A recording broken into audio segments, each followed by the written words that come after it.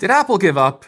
Is Apple even trying anymore? These are the questions I've been asking myself over and over again ever since I saw them announce their new iPhone, the iPhone 16e. Because this should have been one of the easiest iPhones to ever recommend. And right now, as I'm looking at it, I don't know if I would recommend this iPhone to anyone. And that is something that I am not used to saying. Yes, Apple releases like a new iPhone every year, and sure, every iPhone isn't perfect, right? They all have their share of pros and cons, but generally I find it pretty easy to recommend which iPhone most people should buy. Like if you're buying like a normal iPhone 16, you want like a good phone at something that's not gonna be like super expensive. This is generally, the phone for most people that normally wouldn't care about tech specs. Like if you don't care about 60 hertz, if you don't care about having an always on display, if you just want a phone with, good battery life, good camera, most of the modern features, like that's who the base iPhone's usually for. The iPhone 16 Pro obviously is for people that want all the tech specs. They're the people that are probably watching these videos right now. They're like, oh, I need ProMotion, I need the 3-camera system, I need the faster USB-C port, whatever, right? The problem with this phone is I think that the people who are going to buy this phone aren't necessarily watching this video. Because, and I think this is the best way to kind of illustrate my point, I went to the Apple Store to pick up this phone. And when I went to the Apple Store, something strange happened. There was about like 30 Apple employees in the store, and I walked in, there was no line, there was no one else in the store, it was just me.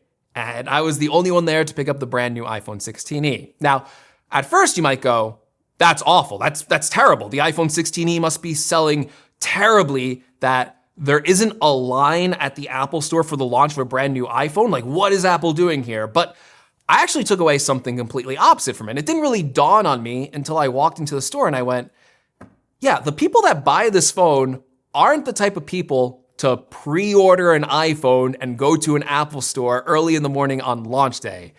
The people that are buying this phone are the type of people that just normally walk into an Apple Store to just browse and look at what's new, or they walk into their carrier store and they're like, you know what, I'm signing up for this new plan and I need an iPhone and I don't want it to cost that much. And that's basically who this phone is for. It's for the uninformed. And I don't know if you want to take that, like take away something good from that, like Apple is making a phone for the uninformed. But I think at the end of the day, what we have to look at is, okay, this is a phone for people that don't care about tech specs. Are the people that are buying this phone getting a bad deal? And they might not never know they're getting a bad deal if they're not watching videos like this. And I think the magic of this phone is that they will never know they're not getting a bad deal. None of this is probably making sense right now, but let me explain. So on paper, this phone is very similar to the iPhone 16. You're getting a 6.1-inch OLED display with, a little bit less brightness than the iPhone 16. Again, most people aren't gonna notice that. A little less peak HDR brightness when watching HDR video. Again, normal people aren't gonna notice that. It is missing one big thing. That would be the dynamic island. That's a very easy visual distinction to separate these phones. It comes with the old notch. But it does incorporate one of the most important things about having the notch, Face ID. And one of the most interesting things about the iPhone 16e is that this is the only budget Apple device, and don't argue with me in the comments that this isn't a budget device. In terms of iPhone pricing, this is their cheapest iPhone, so this is their budget iPhone. In terms of a budget Apple product, this is the only one that they've ever shipped that comes with Face ID. Think about it. The old iPhone SE had Touch ID. The iPad has Touch ID. The iPad mini has Touch ID. Even the iPad Air has Touch ID. So this is the first budget Apple product that comes with the better face unlocking experience. So more people are going to get to experience Face ID. I think that's ultimately a very good thing.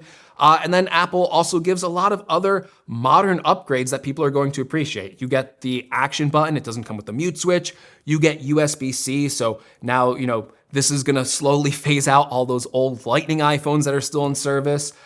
You get probably the most important thing in here is the A18 chip. Now, yes, it does have one less GPU core, but hey, you can still play AAA games on it. I don't know if they're going to run necessarily as well as they would on a 5-core GPU iPhone 16 or the 6-core 16 Pro. Again, the people that are buying this phone probably don't care about top-of-the-line gaming specs. They just care that their phone is going to run smoothly And with an A18, with that CPU performance, again, this is one of the most powerful phones in existence right now. People are going to buy this phone. They're going to get software updates for the next 5 years. Apps are going to stay open long in the background because it has 8 gigabytes of memory. They're going to get all of the modern features, or really most of the modern features that you would expect on all of the latest iOS software updates. So things like Apple Intelligence, whether you love it or hate it, it works on this device. And that is not something you could say about an iPhone 15 or an iPhone 14 or the old iPhone SE.